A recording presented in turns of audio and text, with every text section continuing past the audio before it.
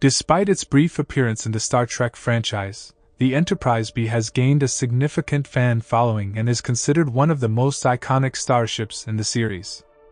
The USS Enterprise-B was an Excelsior-class ship that was built at Starfleet's shipyards. She was formally commissioned in Earth space dock in 2293. The vessel was lost during her maiden voyage with Captain Kirk, but she also undertook significant deep space exploration missions and was involved in military operations, which led to the creation of an important treaty with the Federation.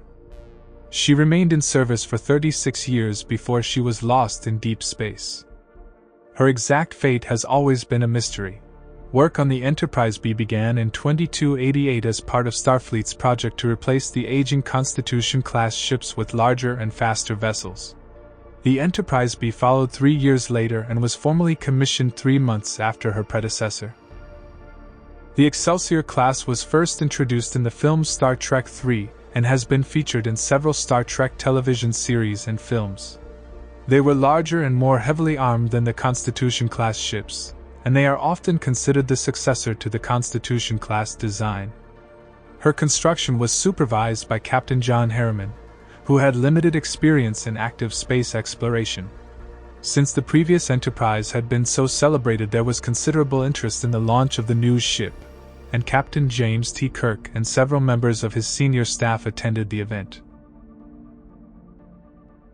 However, in the early years of the 24th century, tensions between the two powers began to grow again, and the Enterprise-B was involved in standoffs with Romulan warships on a number of occasions.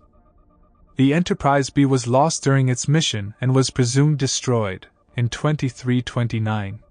The last report Starfleet received indicated that the crew had contracted a dangerous infection, but exactly what happened after the ship's final transmission is unknown.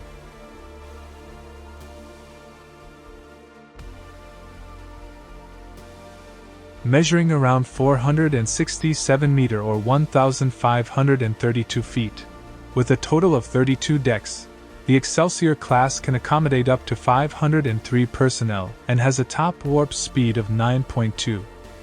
When launched, the ship was one of the fastest and most technologically advanced ships in the fleet. The Excelsior-class have several unique design features that were rather different from other vessels.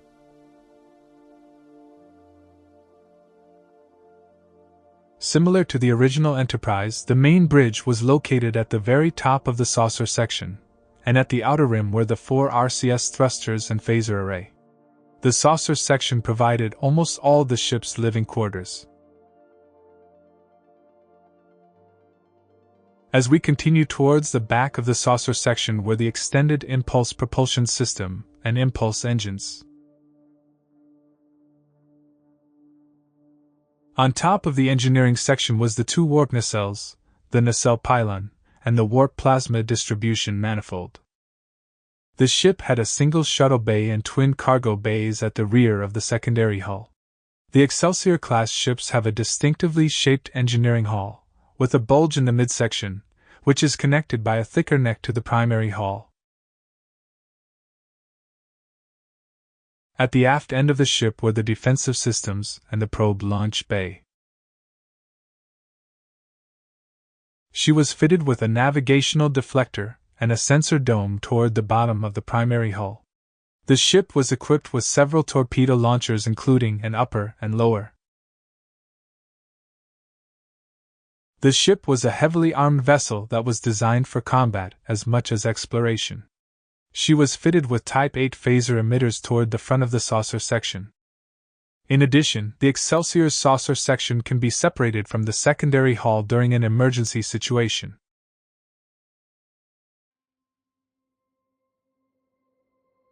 The main bridge of the ship was located at the very top of the saucer section on Deck 1. It took up the entire deck and was served by 3 turbo lifts that delivered personnel to the bridge. All the ship's major systems were controlled from this deck, though in emergencies they could be accessed from an auxiliary control room located in the engineering hall. The circular room was dominated by the main view screen. The majority of the console were positioned around the edge of the room on a raised platform, with the operators facing the walls. The captain's chair was in the center of the room, immediately behind the combined con and operations management console. The stations on the other side of the turbo lift, relating to the master situation, environmental, and science, weren't always manned during routine operations, their functions being primarily controlled by main engineering. The science station, which incorporated the primary terminal for the ship's library computer, was normally operated by the science office. In an emergency, all bridge functions could be rerouted to main engineering or the auxiliary manual monitor control station. Behind the commanding officer were the tactical station and master systems display, and toward the port side were the communication, propulsion, and auxiliary systems. The bridge had at least two heads, one located in the ready room and the other in the mess room, with the conference room being at the very back of the deck. The saucer section provided almost all of the ship's living quarters, with the majority of the officers being on Deck 4. The main sickbay was on Deck 6, at the dead center of the saucer, ensuring that it was one of the safest locations on the ship. In her original arrangement, junior crew members had to share quarters, but she was subsequently reconfigured to provide each crew member with more living space for deep space exploration missions. This was considered necessary given the extended periods that the crew had to spend on board the ship. There were two computer cores, one in each hall. If the saucer was separated, they could operate independently from one another, but in normal operations, the duotronic systems were in constant communication, with each providing a backup for the other in the case of a significant failure. The computer core in the saucer section ran between Deck 6 and 9, and close by were the transporter rooms. Its larger counterpart in the secondary hall ran the height of nearly 5 decks, between Decks 23 and 28.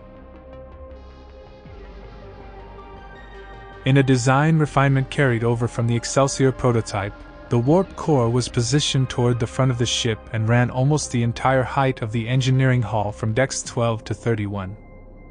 In proximity to the warp core were the intermix chamber, the hangar deck crossover, main engineering, and the antimatter generator. In keeping with tradition, the navigation deflector was located in front of the engineering hall, and toward the aft end was the tractor beam. There were various communal areas throughout the ship, including the botanical section, where crew members could relax with nature during their long missions in space. The Enterprise-B had a single shuttle bay at the rear of the secondary hall, with the Jeffries tube extended to the warp core and to the warp nacelle support assemblies. The majority of the ship's cargo was stored here before being moved to the twin cargo bays on the top of the secondary hall.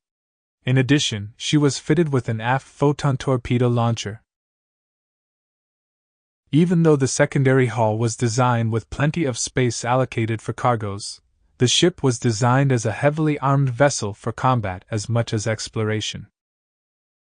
Despite its troubled beginnings as the test bed for Starfleet's failed trans-warp experiments of the 2280s, the Excelsior-class was one of the Federation's most successful starship designs. The fundamental engineering principles behind this class of ship drew heavily on the innovations developed by Captain Montgomery Scott during his revolutionary work on the upgrade of the Constitution class. It became clear to Starfleet that the ideas that were being developed could be better exploited in an entirely new class of ship, and this led them to start work on the Excelsior. The final design proved incredibly flexible and remained in service to the next century.